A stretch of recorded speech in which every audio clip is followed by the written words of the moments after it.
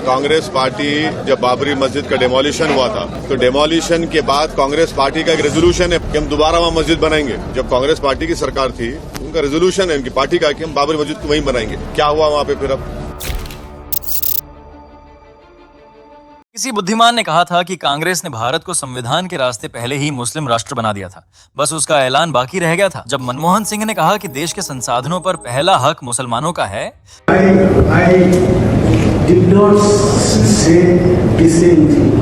I said minorities, particularly the Muslim minorities, if they are poor, they have prior claim on the resources of the country.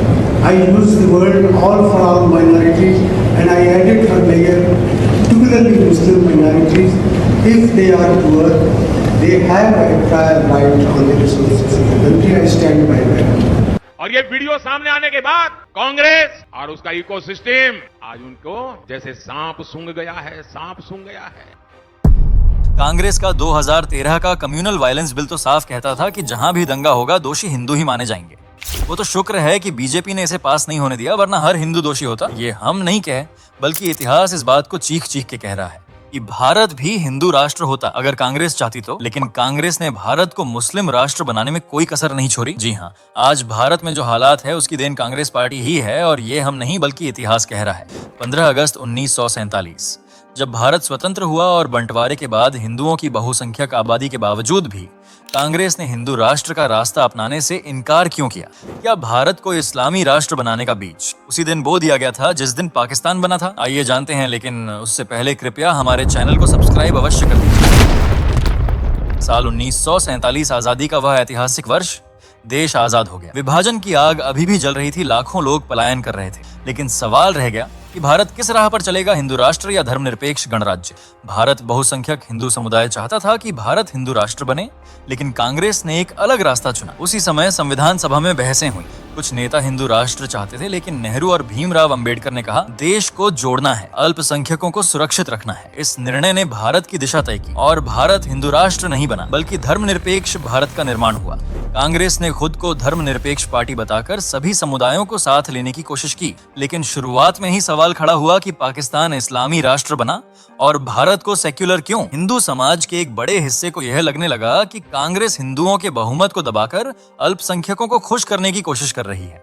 26 जनवरी 1950 को संविधान लागू हुआ और संविधान के अनुच्छेद 25 से धर्मांतरण को कानूनी जामा पहना दिया गया। यह जानते हुए भी कि हिंदू, सिख, बौद्ध, जैन, इनमें कोई लालच या जोर जबरदस्ती से धर्म बदलने का काम नहीं करता, लेकिन इस्लाम और ईसाई दोनों मजहब की नींव ही धर्मांतरण पर टिकी है। फिर कांग्रेस ने अनुच्छेद 28 से हिंदुओं को धार्मिक शिक्षा से वंचित कर दिया और अनुच्छेद 30 से मुसलमानों और ईसाइयों को मजहबी शिक्षा देने की पूरी छूट। सोचो, अगर यही किसी और देश में होता तो सीधा सीधा धार्मिक उत्पीड़न माना जाता, लेकिन भारत की सेक्युलर सोच चुप्पी साधे रही। फिर 1954 का स्पेशल मैरिज एक्ट लाया गया। यह एक्ट मुस्लिम लड़कों को आसानी से हिंदू लड़कियों से शादी करने की अनुमति देता था। और आज इसका नतीजा क्या है? आज इसका परिणाम हम लव जिहाद के रूप में देख रहे हैं। हर साल सैकड़ों हिंदू बेटियां लव जिहाद की बलि चढ़ रही हैं। लेकिन अफसोस, कांग्रेस को इससे जरा भी फर्क नहीं पड़ा। 1955 से 58 के दौरान Hindu code bills, Hindu marriage act, जिसका असर ये हुआ कि हिंदुओं में एक पत्नी की प्रथा लागू हो गई, जबकि मुस्लिम 4-4 शादी कर सकते हैं। यह दर्शाता है कि कांग्रेस सरकार ने हिंदू व्यक्तिगत कानूनों का पुनर्गठन किया, लेकिन मुस्लिम कानूनों में बदलाव नहीं किया। आज जो लोग घुसपैठियों को लेकर बीजेपी पर निशाना साधते हैं, तो सुनो, 1971 के बाद लाखों बांग्लादेशी शरणार्थी भारत आए। धीरे धीरे उनमें से बहुत बड़ी संख्या भारत में बस गई। ये किसका काम था भाई? और कांग्रेस ने इन्हें मुस्लिम वोट बैंक की तरह इस्तेमाल किया और नागरिकता संबंधी कड़े कदम नहीं उठाए। भारत का संविधान कहता है समान नागरिक संहिता, यानी सभी धर्मों के लिए एक समान कानून, लेकिन कांग्रेस ने ये कदम कभी नहीं उठाया, क्योंकि अगर समान कानून लागू हो जाता तो वोट बैंक की राजनीति खत्म हो जाती। इसलिए 1973 को जब इंदिरा गांधी की कांग्रेस सरकार सत्ता में थी, तब कांग्रेस ने 7 अप्रैल 1973 को लखनऊ में all India Muslim personal law board का गठन कर दिया। उद्देश्य साफ था, मुस्लिम समाज के लिए एक अलग मंच तैयार करना जो शरीयत कानून की रक्षा के नाम पर काम करे। शादी ब्याह, तलाक, विरासत सब शरीयत के हिसाब से चलने दे, पर हकीकत में ये कांग्रेस की तुष्टिकरण राजनीति का हिस्सा था, ताकि मुस्लिम समाज को ये भरोसा रहे कि उनकी धार्मिक और सामाजिक परंपराओं में सरकार दखल नहीं देगी। यानी संविधान में जहां एक समान नागरिक संहिता, यूनिफॉर्म सिविल कोड की बात थी, वहां कांग्रेस ने उल्टा रास्ता चुनकर अलग पर्सनल लॉ बोर्ड बनवा दिया। और जब जब इस पर सवाल उठे, कांग्रेस ने कहा, हम अल्पसंख्यकों की भावनाओं को ठेस नहीं पहुंचाना चाहते। यही वजह है कि आज तक मुस्लिम पर्सनल लॉ बोर्ड भारत में मौजूद है। और हर बार समान नागरिक संहिता का मुद्दा उठते ही सबसे बड़ा विरोध इसी बोर्ड की तरफ से आता है। 1975 जब इंदिरा गांधी ने देश में इमरजेंसी लगाई तो आरएसएस ने इसका जमकर विरोध किया। इतने जोरदार विरोध के चलते बड़ी संख्या में आरएसएस के लोगों को बड़ी संख्या में जेल जाना पड़ा। और इस दौरान आरएसएस पर 2 साल तक पाबंदी लगी रही। क्यों? क्योंकि उसने विरोध कर दिया था।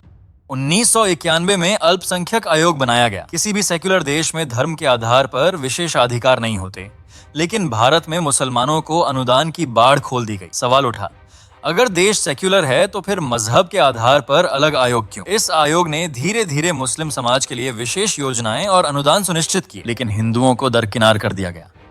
6 दिसंबर 1992 अयोध्या, हजारों कार सेवक रामलला हम आएंगे, मंदिर वहीं बनाएंगे के नारे लगाते हुए बाबरी ढांचे के सामने इकट्ठा हुए। लंबे समय से दबा हुआ हिंदुओं का आक्रोश उस दिन विस्फोट बनकर बाहर आया और देखते ही देखते बाबरी ढांचा ढह गया। बाबरी ढांचा गिरने का सारा ठीकरा बीजेपी की उत्तर प्रदेश सरकार और मुख्यमंत्री कल्याण सिंह पर फोड़ा गया, जिसके बाद कल्याण ने लहराकर अपना इस्तीफा तत्कालीन राज्यपाल सत्यनारायण रेड्डी को सौंपा और कहा, कोई मुकदमा चलाना है तो मुझ पर चलाओ, राम मंदिर के लिए ऐसी कई सरकारें कुर्बान करता हूँ। जिसके बाद कांग्रेस ने तत्काल कल्याण सिंह को गिरफ्तार करवाया।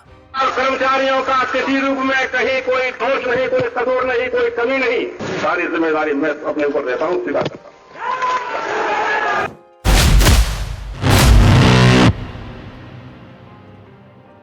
सिर्फ इतना ही नहीं, कांग्रेस ने अलोकतांत्रिक तरीके से 4 राज्यों की पूर्ण बहुमत की भारतीय जनता पार्टी की सरकार मध्य प्रदेश, राजस्थान, हिमाचल प्रदेश और उत्तर प्रदेश को एक साथ बर्खास्त कर दिया, सिर्फ इसलिए कि उसने हिंदुओं का पक्ष लिया था। 6 दिसंबर के बाद कांग्रेस के तत्कालीन प्रधानमंत्री पीवी नरसिंह राव ने आरएसएस पर भी प्रतिबंध लगा दिया। आरोप ये लगाया गया कि ढांचा गिराने की साजिश आरएसएस ने रची है। इसके बाद एक बार फिर जांच चली, लेकिन जांच में आरएसएस के खिलाफ कुछ नहीं मिला, तो आखिर में 4 जून 1993 को सरकार को आरएसएस पर से प्रतिबंध हटाना पड़ा। इसके बाद कांग्रेस नेताओं ने खुलेआम कहा, हम मस्जिद को दोबारा बनाएंगे।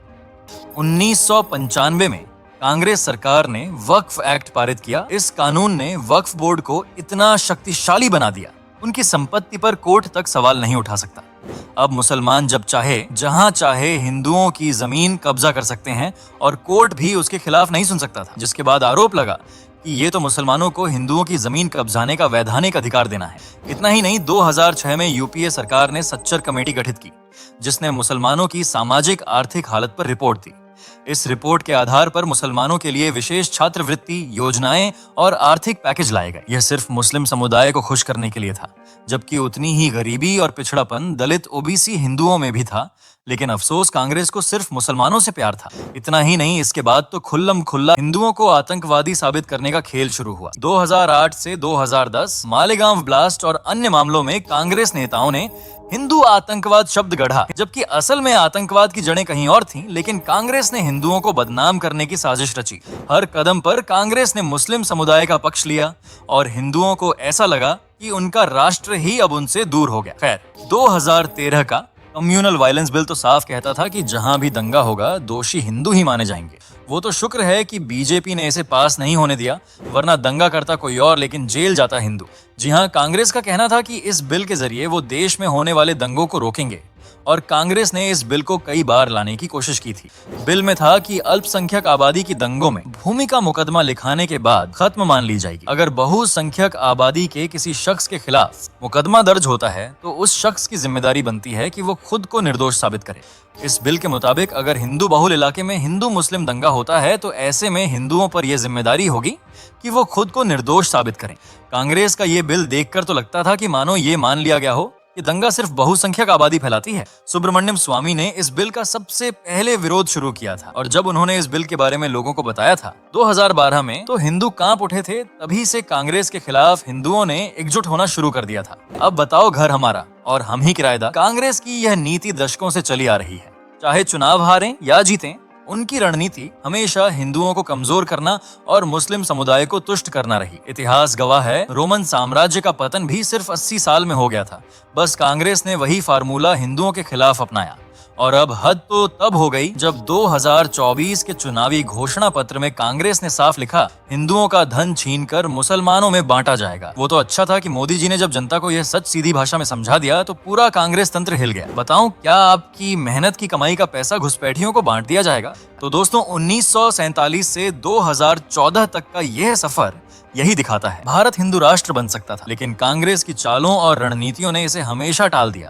हिंदुओं के अधिकार सीमित रहे, मुस्लिम समुदाय को तुष्टीकरण मिला और भारत धर्मनिरपेक्ष राह पर चला। इतिहास यही कहता है, कांग्रेस ने हिंदू राष्ट्र की राह कभी नहीं चुनी। क्या ये सेक्युलरिज्म था या फिर मुसलमानों के तुष्टीकरण की राजनीति?